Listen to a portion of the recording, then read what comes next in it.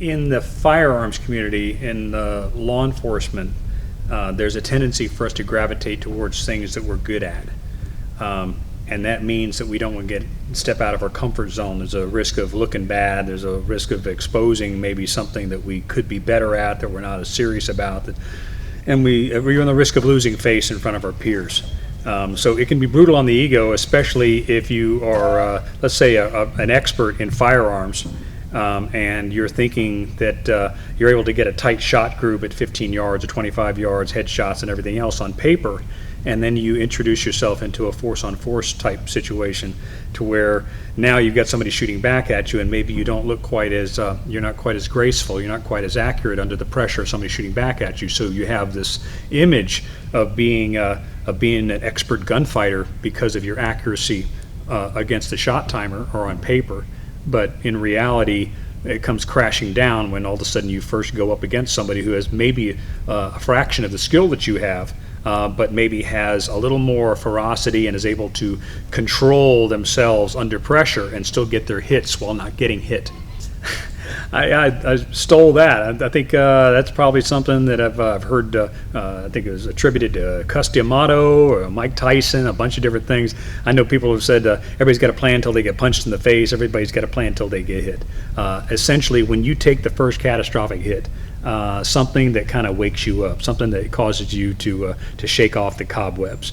That's something that people need to recognize. It's got to be part of training. You need to address that you're not always going to be on your A game, and you may have one plan going in, and then something upsets the apple cart, and somebody actually comes crashing down on you. You get your bell rung, you get knocked on the ground, and you can't be in denial.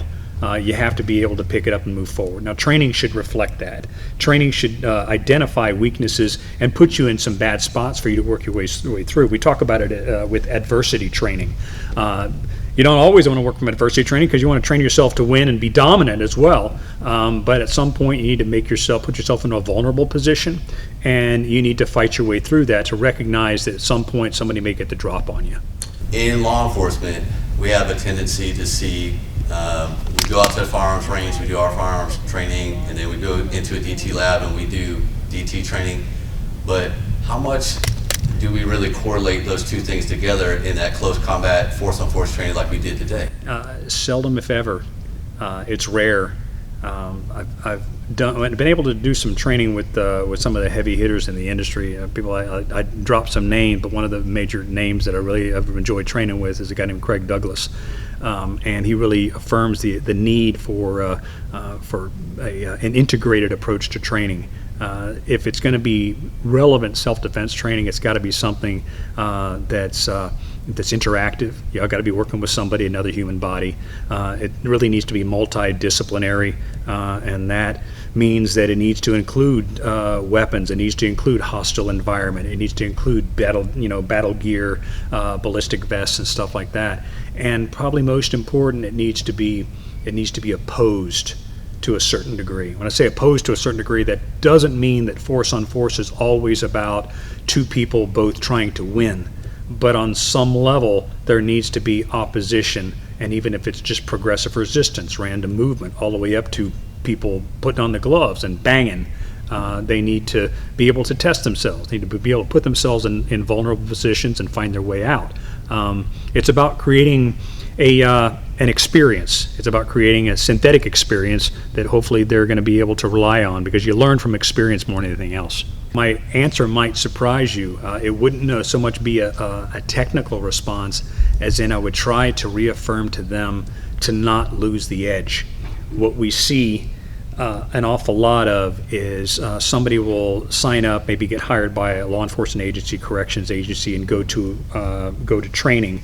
And while they're in training, they're locked in. They're thinking about, what, I want to do good at this job. I don't want to get hurt. They start embracing some of those warrior elements and components of, hey, I'm putting on a uniform, I'm representing justice and all this kind of stuff like that, and they're moving forward, and they're finding the virtue of what it means to be a warrior, right? They're training with weapons, they're doing all this stuff, dealing with self-defense, protecting people and everything else.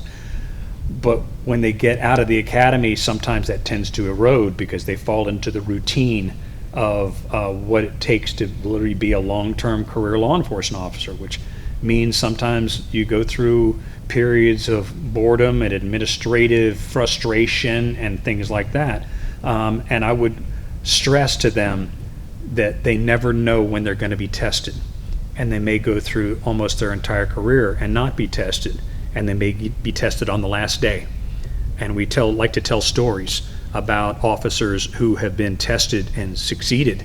But then we also have to pay respect to the officers that were tested and didn't succeed, and had their lives taken from them, which is like one of the stories that we're talking about this past week. It's dramatic, but the consequences are catastrophic if they're not prepared. So they have to stay prepared and they have to stay sharp. What typically happens is the people that are the most highly trained, most motivated people usually end up being the pool from which we draw from instructors. And we want that to be contagious. So we want the next generation, everybody to come in to realize the importance of training. They need to embrace it from an early part and not let go of it, not let the administrative boredom and frustration sometimes with the job erode that and take their ability and their desire to train away. They got to stay sharp. Good. Appreciate it, brother. Thank you.